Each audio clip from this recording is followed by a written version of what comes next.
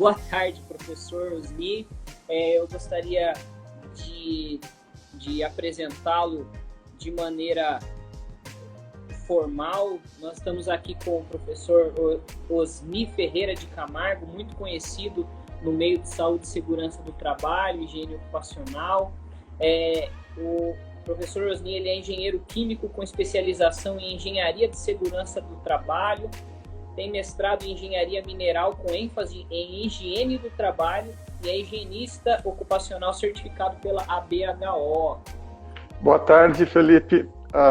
Primeiro, eu quero agradecer a oportunidade, né, de estar aqui com vocês nesse momento, tanto com vocês aí da Clean7, como o pessoal que está nos assistindo. Então, para mim é um prazer poder falar desse assunto, esse tema, né, que é tão importante para todos nós, profissionais da área de segurança e saúde. Com certeza. O tema de hoje da nossa live, riscos ocupacionais, PGR versus PPRA. Então, introduzindo o assunto, nós temos aí já de décadas o documento PPRA, né, nosso Programa de Prevenção de Riscos Ambientais, e ele está com os dias contados. Nós teremos aí, logo no ano que vem, no ano próximo, a inserção do PGR. E isso, com certeza, traz bastante ansiedade, como dito, traz bastante atenção. Precisamos, os profissionais da área de saúde e segurança, não só nós, mas as empresas, dar atenção a essa modificação aí, tanto da NR1, da NR9, como também desses documentos, dessas nomenclaturas. E o professor Osni vai nos ajudar aqui hoje um pouco, tirando algumas dúvidas nesse respeito, tá? Aí, eu gostaria de fazer a primeira pergunta aqui, professor. É o seguinte: o PGR é um programa ampliado com riscos ergonômicos e riscos de acidentes.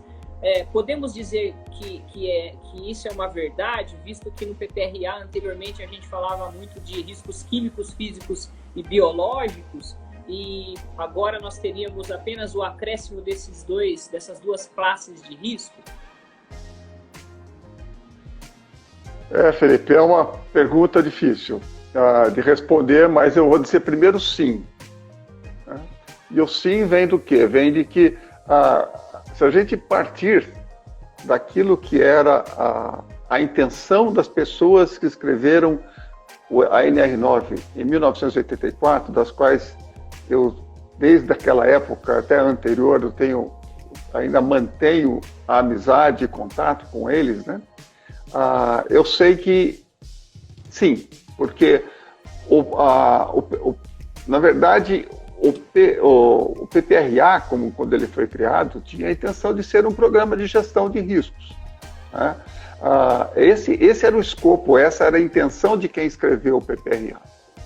E se nós lermos o documento, a gente vai perceber muito facilmente que tem muita coisa de gestão, gerenciamento de risco, para usar um termo mais adequado ao PGR, né?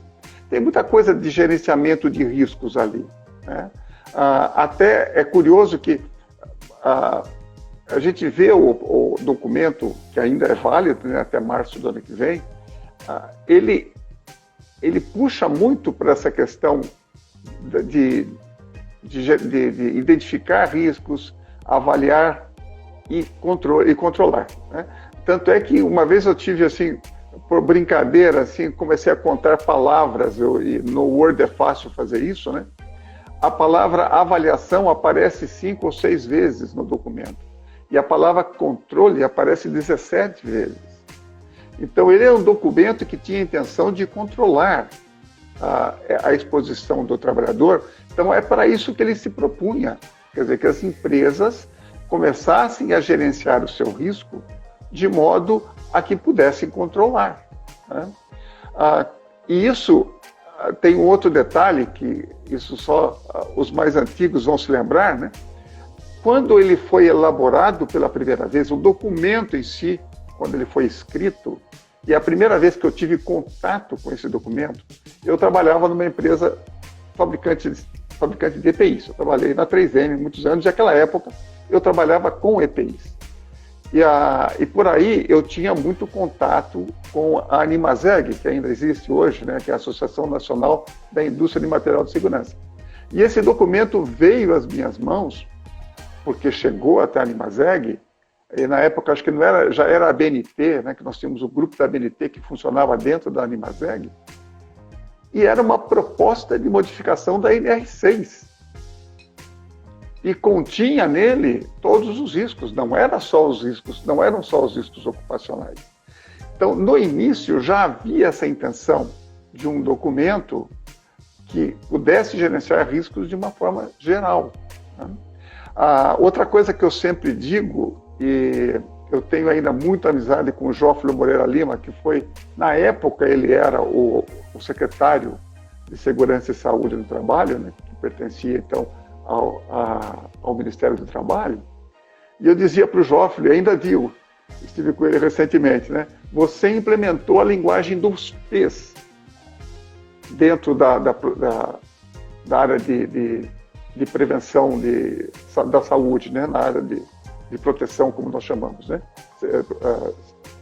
De segurança do trabalho. Por quê? Porque até então não se falava em programas. Não se falava em programas. E foi a partir da NR9 que começou, então, o PPR, né? Um pouquinho antes, o PPRA, desculpa, um pouquinho antes, em abril, melhor dizendo, final de março, começo de abril, já tinha ocorrido uma mudança com a introdução do PPR, do Programa de Proteção Respiratória. O PCMSO, junto com o PPRA, é o outro P. E tinha ainda mais o PMOC, o PCMAT, ou seja, eram todos programas. E aí isso causou uma certa dificuldade para o profissional de segurança e saúde, porque o que ele falava na época era laudos. Não falava nem em relatório, falava assim em laudos. Então, imediatamente, o PPRA foi compreendido como mais um laudo, né? E foi assim que ele foi encarado. Tanto é que a primeira pergunta, a pergunta recorrente na época, é quem assina.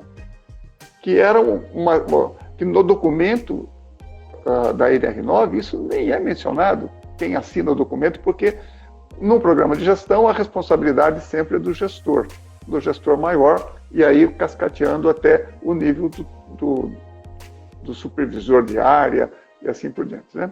Bom, então a resposta é sim. Porém, o que ocorreu com a NR9 ao longo desse tempo, eu vou dizer que não, né? Porque a NR9, ou melhor, o PPRA, se transformou em mais um documento, né? E até curioso, eu me lembro das algumas aquisições que a empresa que eu trabalhava fez durante um período que eu já era gerente de segurança e saúde. Era curioso quando eu pedia o PPRA da empresa, e o que eu recebia era um LTCAT. Era um LTCAT, não tinha nada de programa ali, não tinha nada de comprometimento. A preocupação só era demonstrar que a empresa atendia aos requisitos legais relacionados à saúde ocupacional, que são os riscos ocupacionais, os riscos ambientais, né? Então, por isso que eu não te dou uma resposta tão assertiva. Eu entendo que o PGRO, como algumas pessoas já estão chamando, para distinguir de outros programas de gerenciamento de riscos, que uma grande empresa tem vários programas de gerenciamento de riscos, né? Então, o PGRO seria mesmo um PPRA expandido, com riscos de acidentes e com riscos ergonômicos. Sim, eu entendo perfeitamente, né? Porque com o passar dos anos, meio que foi corrompida a ideia do PPRA, banalizou-se esse documento, virou um documento de gaveta, apenas a empresa tinha a ideia, né, e muitos profissionais também de saúde e segurança, de que a empresa tinha que ter simplesmente para uma apresentação para órgãos de fiscalização, simplesmente, né, para apresentar conclusões referente à situação de saúde e segurança dentro da empresa, mas não um programa onde você coloca ali metas, planos de ação para melhoria contínua de saúde e segurança do trabalho, que essa é a ideia né? Sempre foi a ideia do PPRA e é a ideia do PGR também. Aí entra um ponto também, professor, que esse é um pensamento meu. Eu que entrei na área de saúde e segurança mais ou menos em 2009, entrei já com o PPRA, com os profissionais da área de saúde e segurança, tendo essa mentalidade, não todos, né, mas muitos, tendo essa mentalidade de um documento de apresentação apenas para órgãos de fiscalização. Mas, assim, eu não sei se você compartilha do meu pensamento, que agora a gente tem uma oportunidade, principalmente os profissionais que estão entrando agora, que não estão viciados com essa maneira de pensar, de ter um pensamento correto, ter um pensamento diferente a respeito do PGR, pensamento esse que nós perdemos aí com o PPRA, né? Porque os profissionais que estão chegando agora vão receber uma consciência diferente de saúde e segurança do trabalho, né? Principalmente em relação a plano de ação, a melhoria contínua, como mitigar, como eliminar riscos, e vão trabalhar, ter as ferramentas aí, né, para executar essas atividades. Né? Perfeito. Eu também concordo plenamente que esse é um ponto também que eu sempre falo. Eu dou aula na Unip, aqui em Campinas, no curso de Engenharia de Segurança do Trabalho, né? E isso que eu sempre falo para os alunos, né? Vocês têm a oportunidade de mudar isso, né? Porque o que houve com a minha geração, e aí eu me incluo, é que nós burocratizamos tudo, né? Nós transformamos a segurança e saúde num cartório, né? Que você vai lá e carimba essa condição é aceitável, essa condição, ou melhor, nem usa a palavra aceitável ou não aceitável, mas esta condição dá direito ao adicional, à aposentadoria precoce, sei lá. Então, e esta outra não dá esse direito, né? E efetivamente, a gestão da saúde do trabalhador, a gente faz muito pouco. Então, é isso que a gente tem que mudar, realmente. Exatamente, né? Essas questões de insalubridade, periculosidade e aposentadoria especial, ficou claro que estão apartadas desse documento, né? Desse programa. Então, facilita aí a nossa a elaboração e o nosso trabalho também, né? É um dos pontos interessantes desse PGR. Outra pergunta é: que mudanças você espera que aconteça com a introdução do programa de gerenciamento de riscos? A minha expectativa é que mude esse comportamento nosso dos profissionais de segurança e saúde, né? Então, essa é a minha expectativa positiva. E eu acho que nós temos razões diversas para mudar esse comportamento, né? E eu vejo algo diferente do que ocorreu em 1994. Eu acho que a NR9, com a nova redação e exigindo o PPRA, ela foi praticamente jogada assim: olha, a partir de agora vocês têm que fazer isso. Não houve não tivemos muito tempo de debate, de apresentações, de discussões como essa que nós estamos tendo agora, né? Hoje nós temos uma condição muito melhor do que aquela época para fazer esse tipo de coisa, obviamente, né?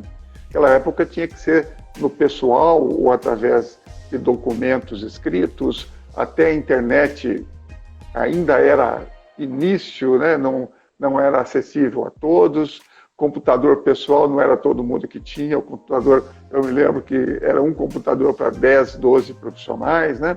Então tudo isso dificultou muito o entendimento, ou que aquele entendimento inicial que o Jófilo tinha e que outras pessoas tinham quando escreveram aquele documento, passasse adiante.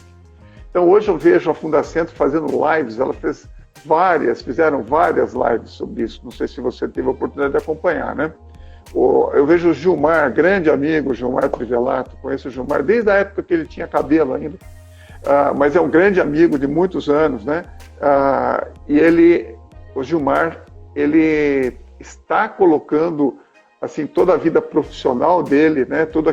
Aquela bagagem profissional que ele tem em cima disso, e numa expectativa muito positiva de que isso mude, né?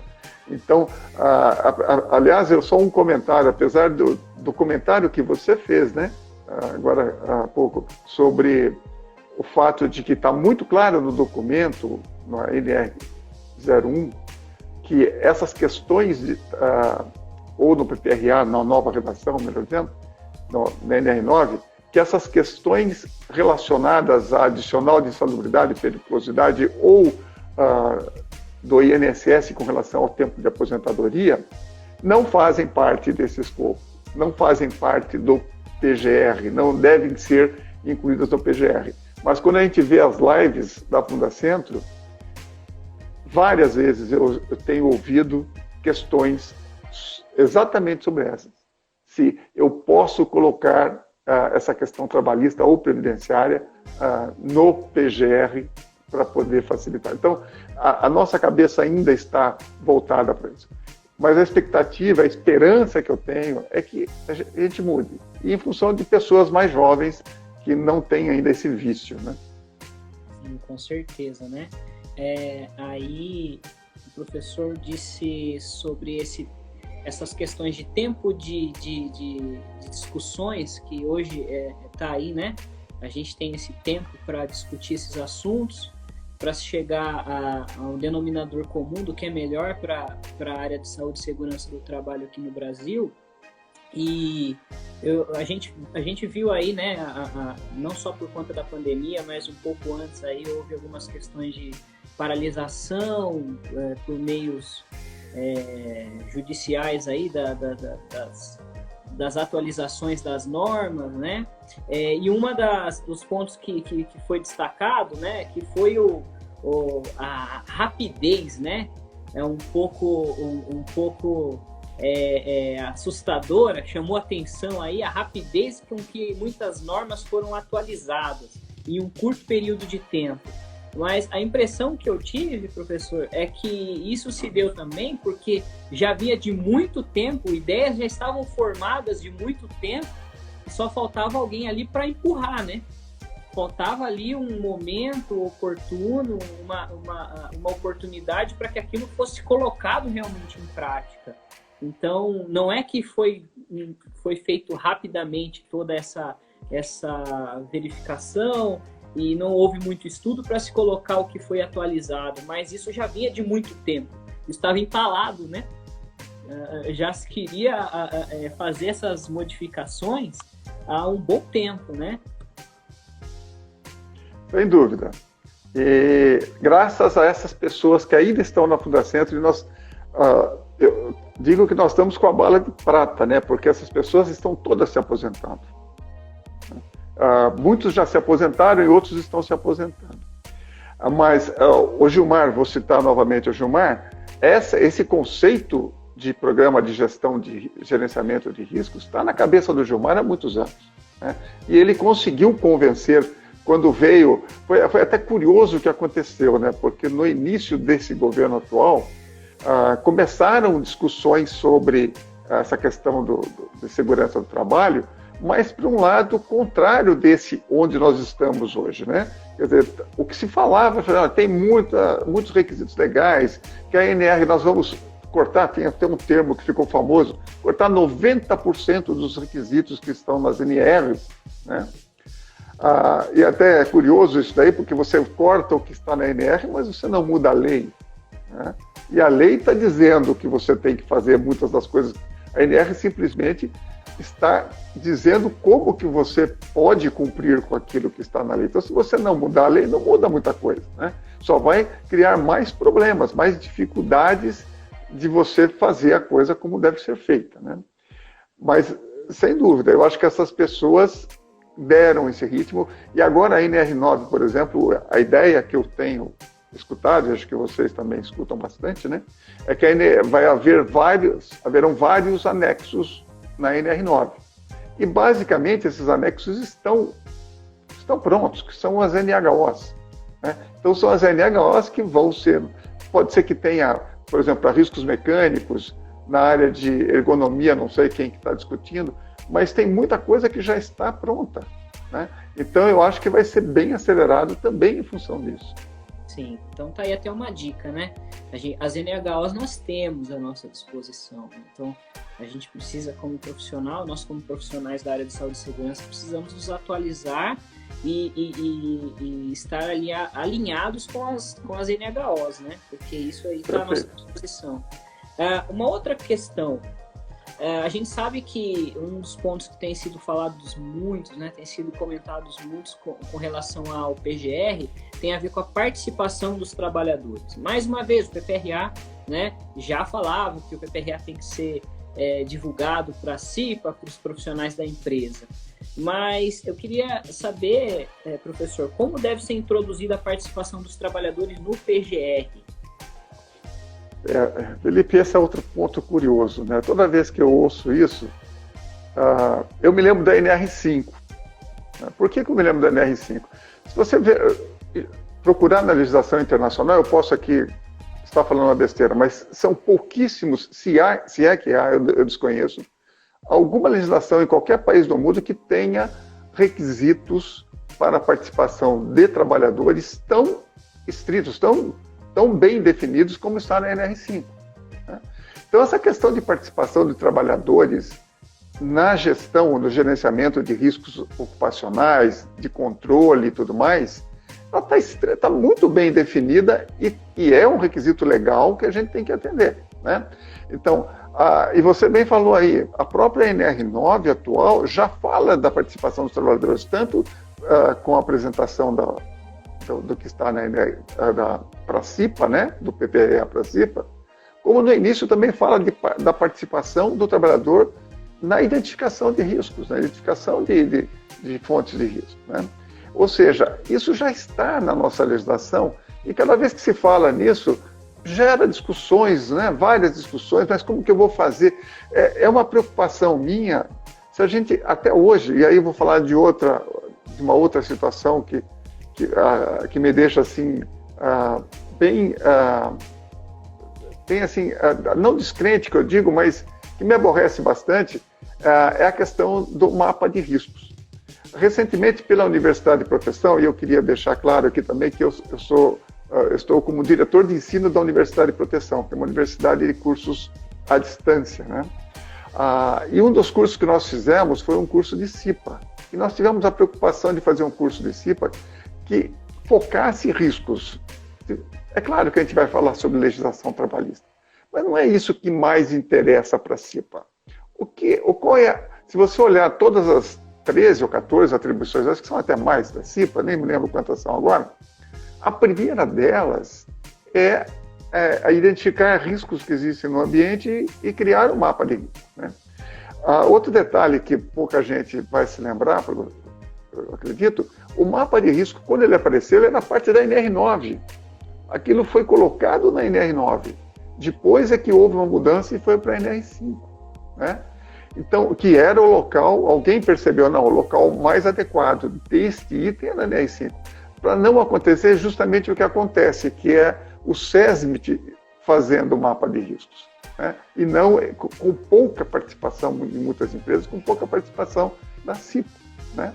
Então aí você vê, até eu tive nessas apresentações todas que a revista Proteção tem feito, ou fez pelo menos sobre o PGR, né? Eu participei de algumas, e eu falo que a minha inspiração para o inventário de riscos, né?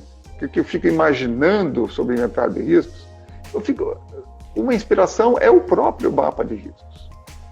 Não que o mapa de riscos já seja o inventário de riscos, mas aquelas informações têm, ou deveria ter, a participação dos trabalhadores e ela identifica riscos que existem no chão de fábrica. Né? Então, resgatar isso, incorporar isso, essas informações naquilo que você tem que apresentar ou tem que disponibilizar como sendo o inventário de riscos, já é a participação dos trabalhadores. Então, nós temos, colocar meios que nós já temos, né? É fazer com que ele funcione. Com certeza, né? A NR5 está totalmente ligada à participação dos profissionais, né? Uma coisa que eu sempre falo para os profissionais quando eu vou fazer visitas em empresas é que eu vou periodicamente fazer a visita e eu tenho a visão de um todo ali dos riscos. Mas quem tem a percepção aprofundada sobre a atividade são eles. Né? Eles percebem pelo som da máquina, do ambiente, o cheiro, né? A cor, eles percebem, né? Qualquer modificação que possa trazer aí um risco, uma exposição diferente, acende, liga o alerta do profissional. Então, tem até um vídeo do Nestor no YouTube, Saúde e Segurança do Trabalho, que ele fala assim, situações em que o profissional de saúde e segurança do trabalho, ele joga contra a segurança, ele prejudica a segurança do trabalho na empresa. Olha só, né? Será que o técnico de segurança consegue prejudicar a segurança do trabalho? Consegue.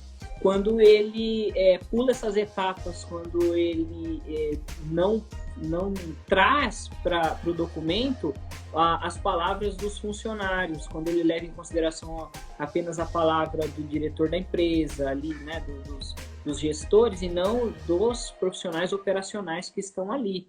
Então, os profissionais, eles precisam dar opinião, falar, né, externar o olhar deles a respeito dos assuntos, a respeito da operação, para que a gente possa fazer, como você mesmo disse, um bom inventário de riscos e conseguir distribuir bem isso no documento, conseguir descrever muito bem isso no documento, para que a gente não tenha um retrabalho ou para que a gente não seja surpreendido futuramente, né? Com um risco que a gente não preveu e assim por diante, né?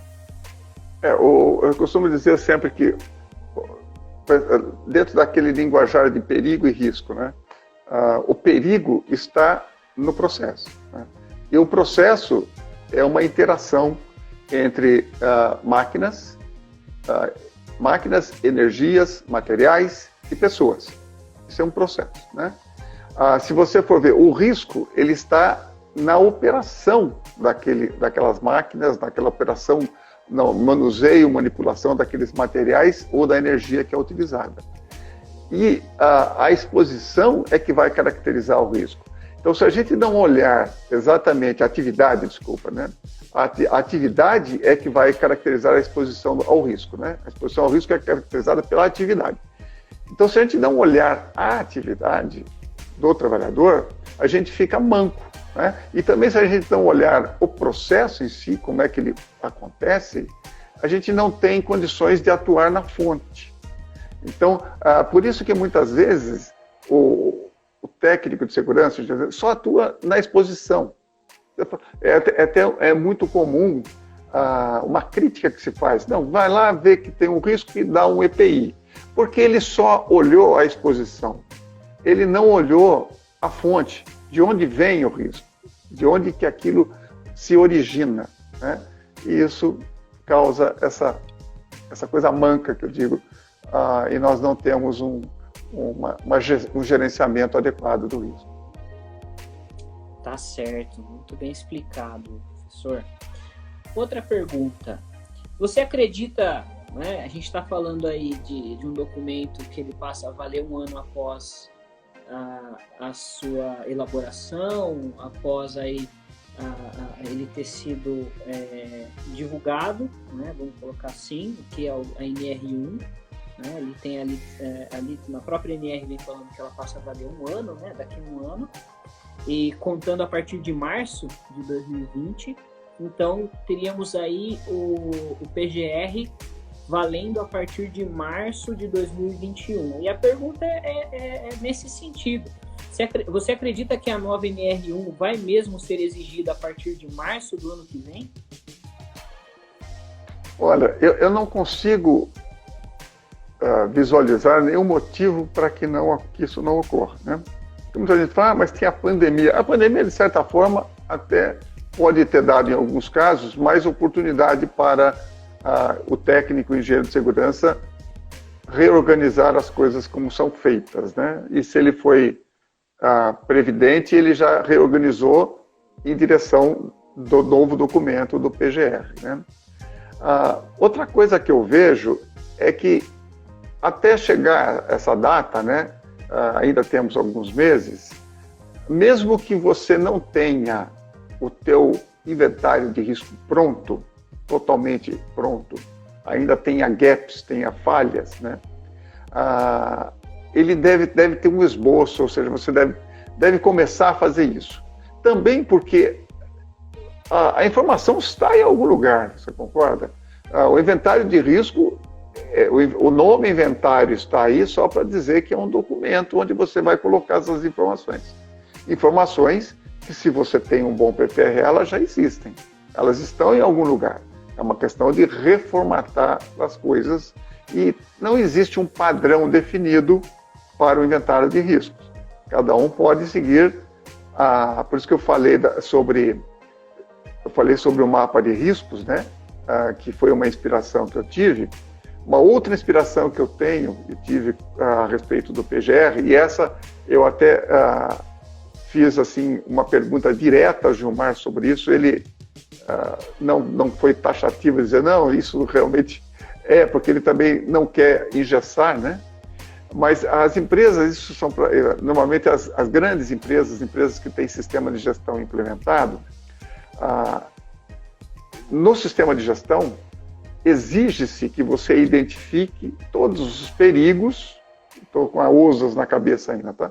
Identifique todos os perigos e avalie os riscos significativos. Tá? Esse processo de identificar todos os perigos, pelo menos na empresa que eu trabalhei, era feito através de uma planilha que a gente chamava de aspecto, impacto, perigo e risco.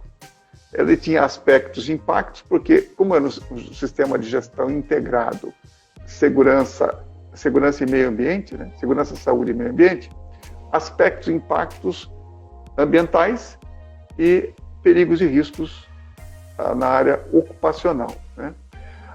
Pelo menos onde eu trabalhei, essas planilhas elas eram criadas pelas áreas. Tinha participação efetiva dos trabalhadores na construção dela.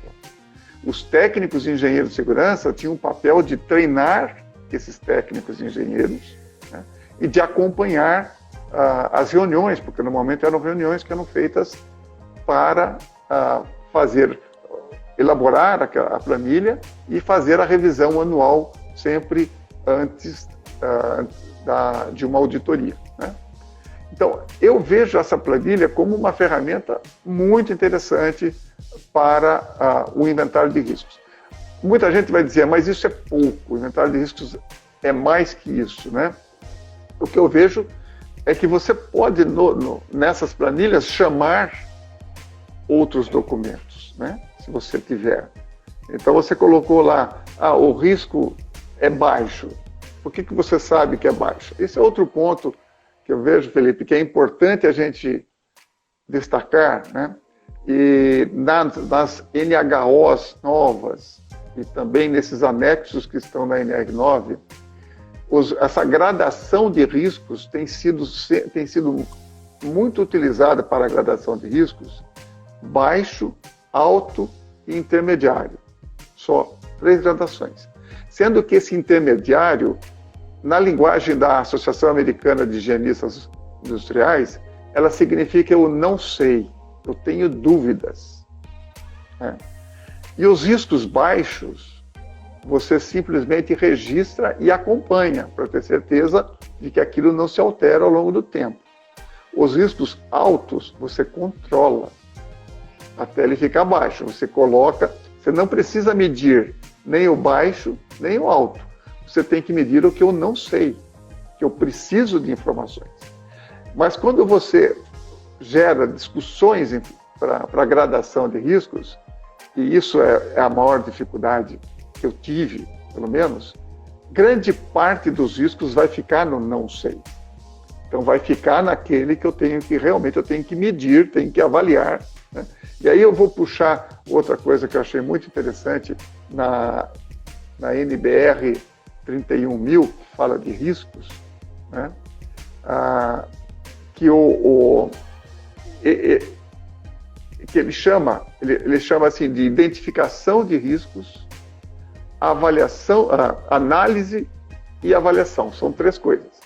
Isso me reporta lá no começo, anos passados, quando eu comecei na área de higiene, e a minha cultura, minha educação na área de higiene foi a educação americana, porque eu tinha vínculo com os higienistas dos Estados Unidos, né?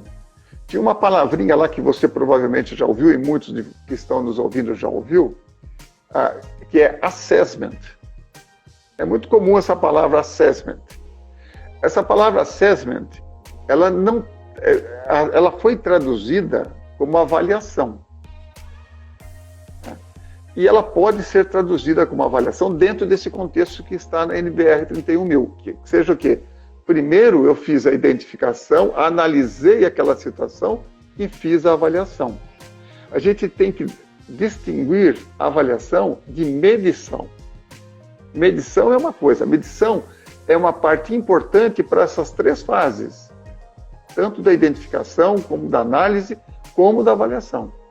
A avaliação é esse conjunto de dados que pode conter resultados de medições efetivas, né? Então, esse é outro ponto que a gente tem que atacar. Não tem que ficar medindo tudo.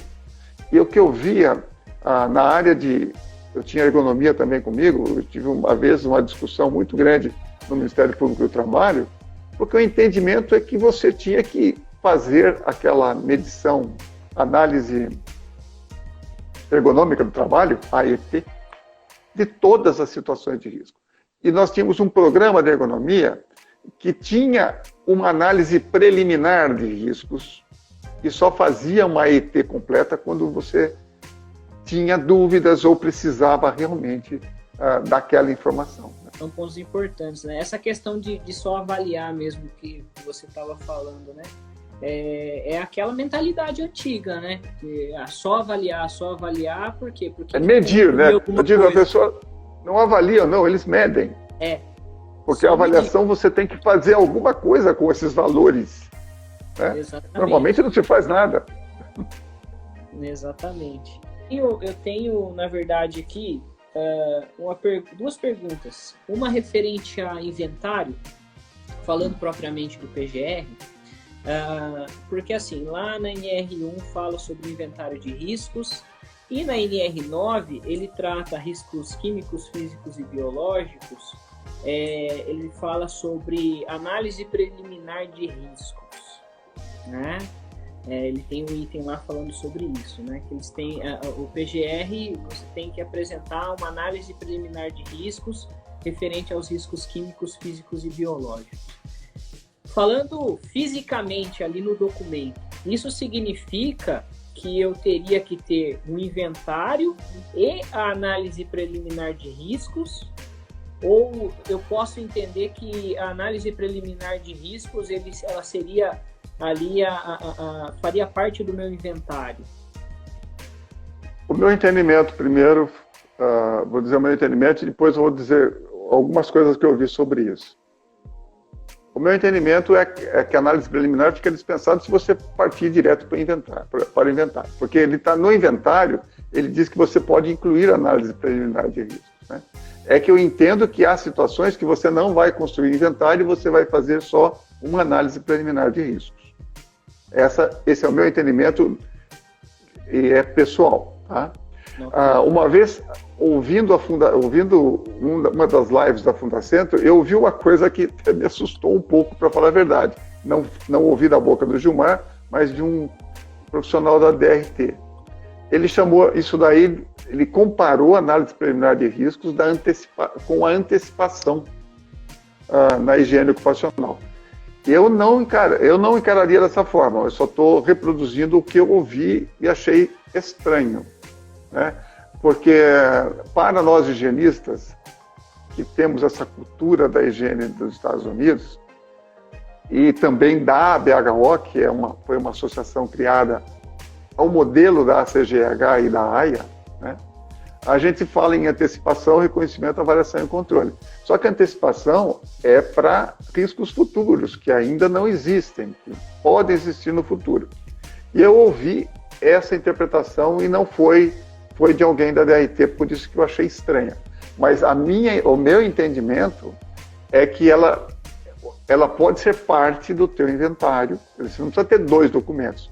Ela pode ser parte do teu inventário, mas existem algumas situações que basta fazer uma análise preliminar e não precisa fazer um inventário. Esse que foi o entendimento que eu tive, tá?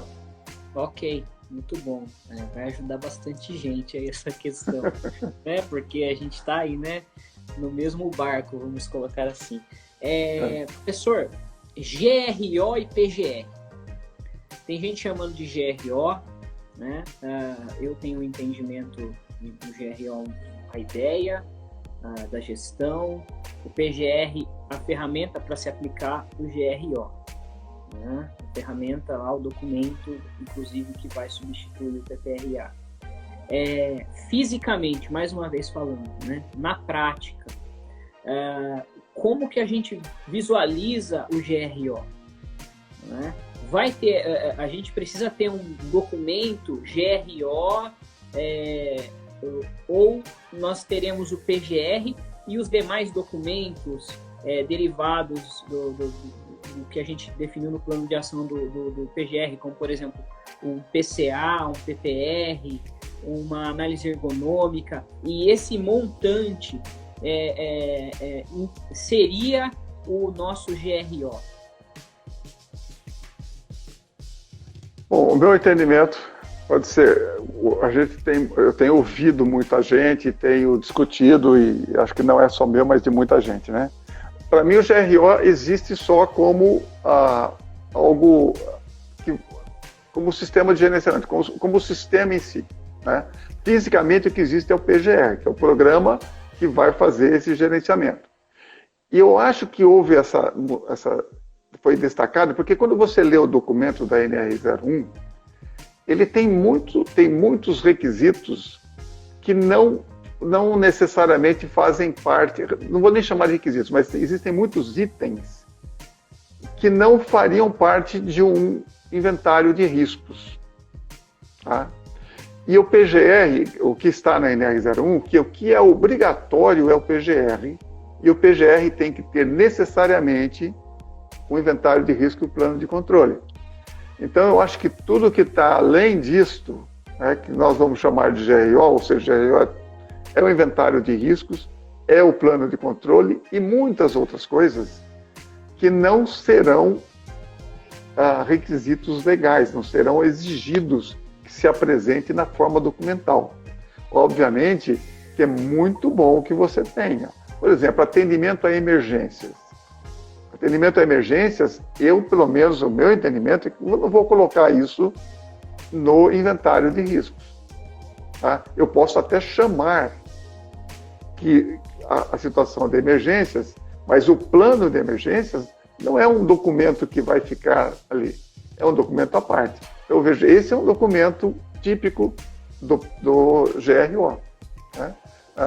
Ou do PGR, aí começa a misturar tudo, né? Porque o PGR você pode ter esse documento mais o inventário de risco, né? Mas não é um documento que está sendo exigido como requisito legal. O que está sendo exigido é o inventário de riscos e o plano de controle. Então eu acho que essa que é a diferença, para não gerar muita dúvida, né? Porque tem muita coisa ali, eu estou falando de planos de emergência, tem a questão de mudanças, gerenciamento de mudanças, tem muita coisa dentro do contexto ali, né? Que também tem que ser análise de acidentes, né? Análise de acidentes. Aliás, a análise de acidentes é uma coisa extremamente importante que as empresas tenham, né? E se a gente pensar legalmente, quando pede o PGR, você não precisa ter, né? No PGR, não. Mas, por outro lado, isso é importante que tenha. E eu até acredito que você tem que ter alguma forma de fazer isso, né? Não pode ser dispensado. Mas ele não está dentro desse contexto de requisito legal do PGR. São ferramentas, né? Ferramentas importantes para gestão, né? Para gerenciamento, mas não necessariamente todas elas vão estar dentro do PGR, né?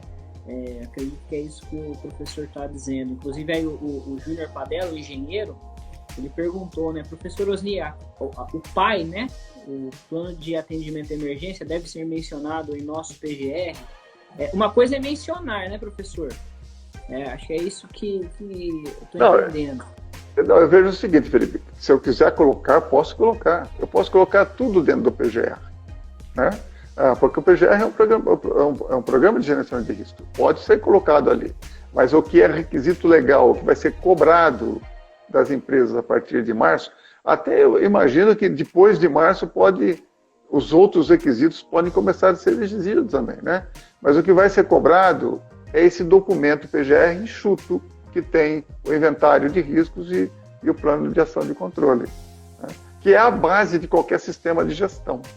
Perfeito. Obviamente que quando a gente fala em emergência, a fonte daquela emergência está ali também, né? O risco potencial que pode causar a emergência, né? Com certeza, né? Então, a gente tem aí os anexos ao documento, né? Vários anexos que vão estar ligados ao programa. E anexos, por que anexos? Porque eles têm eles mudam muito rapidamente a realidade, a questão dos acidentes, a questão do plano de atendimento à emergência. São várias coisas que a gente precisa organizar bem isso dentro do documento, né, para que você não tenha problemas depois com a maneira de gerenciar o seu documento, né, para que você não tenha problemas a mais do que os que você já tem que se atualizar. Professor, quero muito agradecer você pela disponibilidade de ter vindo aqui falar com a gente, foi muito bom, agregou bastante conhecimento, com certeza. Muito obrigado e obrigado a todos também. Eu que agradeço a todos os participantes. Obrigado. Nada, tchau, tchau, até mais. Tchau, tchau.